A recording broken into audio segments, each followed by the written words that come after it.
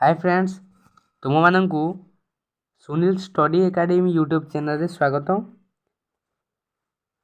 So friends, आज आम आलोचना करवा भारत इतिहास +2 सेकेंड इयर रो ख्रीष्टपूर्व 6ठ शताब्दी धर्म संस्कार आंदोलन, जैन धर्म एवं बुद्ध धर्म यूनिट 2 रु 7टी 2 मार्क सिलेक्शन प्रश्न, जोटा कि तुम बोर्ड एग्जाम पे मोस्ट इंपोर्टेंट सिलेक्शन क्वेश्चन अटे। सो फ्रेंड्स, चलतु आम से प्रश्न गुड़ाक आलोचना करवा। ता पूर्वर तुमने जदि मो चैनल रे नुआ अछ तो चैनल को सब्सक्राइब करके वीडियो को लाइक कर सांग मान सहित शेयर कर, जहाँफल तुमने एमती नुआ नुआ वीडियो देखिपार। तो चलतु आम देरी नक भिडटी को आरंभ करवा। देख, तुम प्रथम प्रश्न अच्छी पार्श्वनाथ चतुर्जाम धर्म संपर्क लेख। तो जो पिला माने जो मु क्वेश्चन दूसरी तुम मानू सब गुड़ाक मोस्ट इंपोर्टाट अटे, तेणु भलसे बुझिके लिख। एक नंबर प्रश्न देख, नोट कर खातार पार्श्वनाथ चतुर्जाम धर्म संपर्क लेख। तो उत्तर देख, पार्श्वनाथ जैन धर्म 23तम प्रचारक थिले।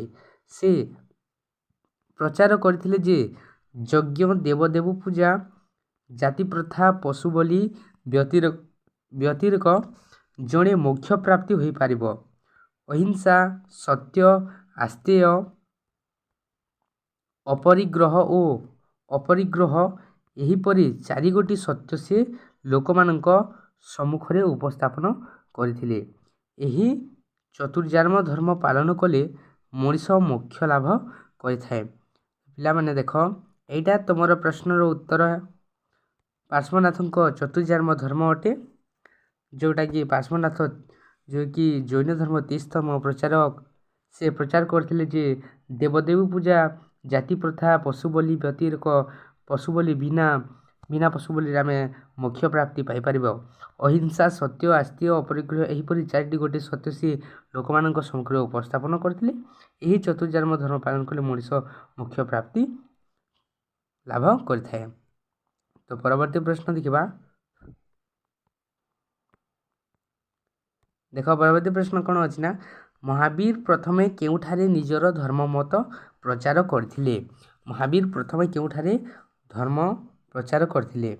तो उत्तर देख फ्रेंड्स, दिव्य ज्ञान लाभ पर महावीर प्रथमे मगधर पुरातन राजधानी राजगृह सन्निकट विपुलाचल को यात्रा करथिले।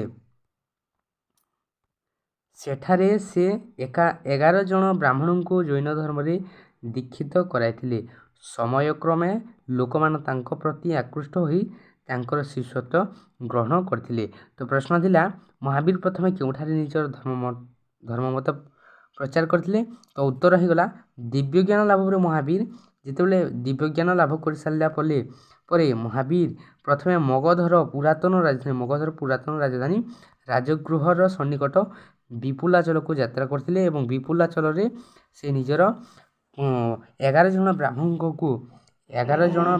को प्रथमे जैन धर्म दीक्षित कराइथिले एवं सेटा धर्म प्रचार करथिले, तांकर प्रथम धर्ममत प्रचार करथिले। तो परवर्ती प्रश्न देख, 3 नंबर प्रश्न, जैन धर्म रे थिबा अहिंसा नीतिर प्रभाव जैन धर्म रे थिबा अहिंसा नीतिर प्रभाव किपरि समाज रे परिलक्षित होइथिला।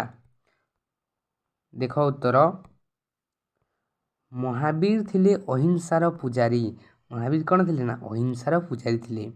भारतीय धर्म विश्वास रे अहिंसा एक श्रेष्ठ नीति रूपे से प्रतिपादन करथिले। हाँ, कौन ना, भारतीय धर्म विश्वास रे अहिंसा एक श्रेष्ठ नीति रूपे से प्रतिपादन करथिले अहिंसा को। तांकर एपरि चिंता समाज रु पशु बलि ह्रास करने सहित अनेक लोकंकु मांस भक्षण निवृत्त कराइथिला। फल समाज रे सहनशीलता परिलक्षित होइथिला। सो फ्रेंड्स, तमे भलसे बुझिकी लेख मोस्ट इम्पोर्टेंट प्रश्न गुड़ाक। 4 नंबर प्रश्न, महावीर मतरे त्रिरत्न कहले कौन बुझ। तो उत्तर देख,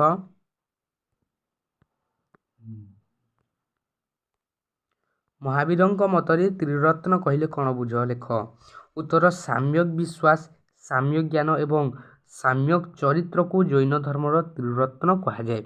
ଜୈନ ଧର୍ମର ତ୍ରିରତ୍ନ କାହାକୁ କୁହାଯାଏ ନା ସାମ୍ୟକ ବିଶ୍ୱାସ, ସାମ୍ୟକ ଜ୍ଞାନ ଏବଂ ସାମ୍ୟକ ଚରିତ୍ରକୁ ଜୈନ ଧର୍ମର ତ୍ରିରତ୍ନ କୁହାଯାଏ। ଏହି ତିନୋଟି ନୀତି ଅବଲମ୍ବନ କଲେ ମଣିଷର ଚିତ୍ତ ଶୁଦ୍ଧ ହୋଇଥାଏ ଏବଂ ସେ ସଂସାରର ମାୟା ମୋହ ତଥା ଭ୍ରମରେ ପଡ଼ିନଥାଏ। ମଣିଷର ଆତ୍ମାକୁ ସଦ୍ଗତି ମିଳିଥାଏ ଏବଂ ଜନ୍ମ ମୃତ୍ୟୁର ବନ୍ଧନରୁ ସେ ମୁକ୍ତ ହୋଇ ସେ ନିର୍ବାଣ ପ୍ରାପ୍ତ ହୋଇଥାଏ। ଏହା ହେଉଛି ତୁମର ମହାବୀରଙ୍କ ମତରେ ତ୍ରିରତ୍ନ। ପରବର୍ତ୍ତୀ ପ୍ରଶ୍ନ ଦେଖିବା, ଆର୍ଯ୍ୟ ଅଷ୍ଟାଙ୍ଗ ମାର୍ଗ କ'ଣ? ଆର୍ଯ୍ୟ ଅଷ୍ଟାଙ୍ଗ ମାର୍ଗ କହିଲେ କ'ଣ ବୁଝ? ତ ଉତ୍ତର ଦେଖ ଫ୍ରେଣ୍ଡସ୍, ବୁଦ୍ଧଙ୍କର ଅନ୍ୟତମ ବାଣୀ ହେଉଛି ଆର୍ଯ୍ୟ ଅଷ୍ଟାଙ୍ଗ ମାର୍ଗ। ଗୌତମ ବୁଦ୍ଧଙ୍କର ଅନ୍ୟତମ ବାଣୀ ହେଉଛି ଆର୍ଯ୍ୟ ଅଷ୍ଟାଙ୍ଗ ମାର୍ଗ। ଏହି ମାର୍ଗ ଅବଲମ୍ବନ କଲେ କ'ଣ ହୁଏ ନା ମନୁଷ୍ୟର ସକଳ କାମନାର ବିନାଶ ହୋଇଥାଏ। ଫଳରେ ମଣିଷର ପ୍ରଜ୍ଞା, ଶୀଳ ଓ ସମାଧି ଏ ସମସ୍ତ ବିକଶିତ ହୁଏ ଏବଂ ସେ ନିର୍ବାଣ ପ୍ରାପ୍ତ ହୋଇଥାଏ। ଏହି ମାର୍ଗ ଗୁଡ଼ିକ ହେଲା ସାମ୍ୟକ ବାକ୍, ସାମ୍ୟକ କର୍ମ, ସାମ୍ୟକ ଜୀବିକା, ସାମ୍ୟକ ଉଦ୍ୟମ, ସାମ୍ୟକ ସ୍ମୃତି, ସାମ୍ୟକ ସମାଧି, ସାମ୍ୟକ ଦୃଷ୍ଟି ଏବଂ ସାମ୍ୟକ ସଂକଳ୍ପ, ଯେଉଁଟାକି ଆର୍ଯ୍ୟ ଅଷ୍ଟାଙ୍ଗ ମାର୍ଗ ଅଟେ। ତା ପରବର୍ତ୍ତୀ ପ୍ରଶ୍ନ ଦେଖିବା, ତମେ ଭଲ ସ୍କ୍ରିନଶଟ୍ ମାରିକି ଲେଖିନିଅ। ତ 6 ନମ୍ବର ପ୍ରଶ୍ନ ଦେଖ,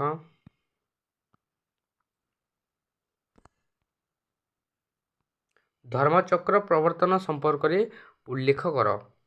ଧର୍ମଚକ୍ର ପ୍ରବର୍ତ୍ତନ କ'ଣ? ଧର୍ମଚକ୍ର ପ୍ରବର୍ତ୍ତନ ସମ୍ପର୍କରେ ଉଲ୍ଲେଖ କରିବା। ତ ଉତ୍ତର ଦେଖ, ଦିବ୍ୟ ଜ୍ଞାନ ଲାଭ ପରେ ଗୌତମ ବୁଦ୍ଧ ବାରାଣାସୀ ନିକଟସ୍ଥ ସାରନାଥକୁ ଯାତ୍ରା କରିଥିଲେ। ସାରନାଥର ମୃଗ ବିହାରଠାରେ ସେ ନିଜର 5 ଜଣ ବ୍ରାହ୍ମଣ ସାଥୀମାନଙ୍କ ସମ୍ମୁଖରେ ପ୍ରଥମେ ନିଜର ଧର୍ମବାଣୀ ଶୁଣାଇଥିଲେ। ସେମାନେ ବୁଦ୍ଧଙ୍କ ଶିଷ୍ୟତ୍ୱ ଗ୍ରହଣ କରିଥିଲେ।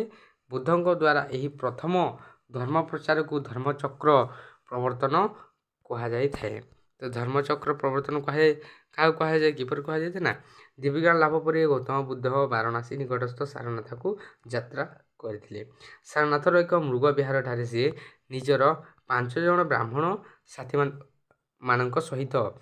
ସାଥୀମାନଙ୍କ ସମ୍ମୁଖରେ ପ୍ରଥମେ ନିଜର ଧର୍ମବାଣୀ ଶୁଣାଇଥିଲେ।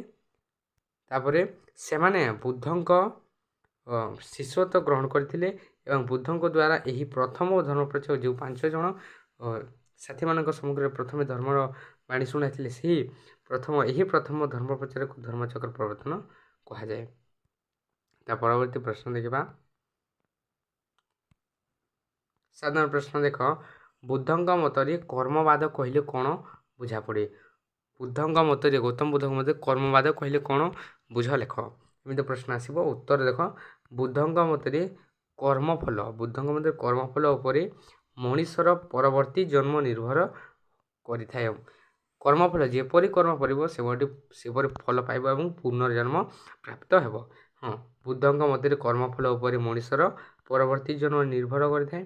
ମଣିଷ ଯେପରି କର୍ମ କରିବ ସେପରି ଫଳ ପାଇବ। କୌଣସି ଦେବଦେବୀ ଏହାକୁ ଖଣ୍ଡନ କରିପାରିବେ ନାହିଁ।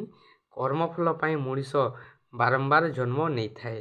ଯଦି ମଣିଷ ସତ୍କର୍ମ କରେ ତେବେ ସେ କାମନାମୁକ୍ତ ହୋଇଥାଏ। କାମନାମୁକ୍ତ ମଣିଷ ନିର୍ବାଣ ଲାଭ କରିଥାଏ। ସୋ ଫ୍ରେଣ୍ଡସ୍, ଏହା ଥିଲା ତୁମର 7ଟି ଇମ୍ପୋର୍ଟାଣ୍ଟ ଗୁରୁତ୍ୱପୂର୍ଣ୍ଣ ପ୍ରଶ୍ନ, ସିଲେକ୍ସନ୍ ପ୍ରଶ୍ନ 2 ମାର୍କ, ଯେଉଁଟାକି ତୁମର ବୋର୍ଡ଼ ଏକ୍ଜାମ୍ରେ ନିହାତି ଭାବରେ ଆସିବାର ସମ୍ଭାବନା ଅଛି। ସୋ ଫ୍ରେଣ୍ଡସ୍, ଦେଖା କରିବା ଆଉ ଗୋଟିଏ ନୂଆ ଭିଡ଼ିଓରେ। ଜୟ ଜଗନ୍ନାଥ।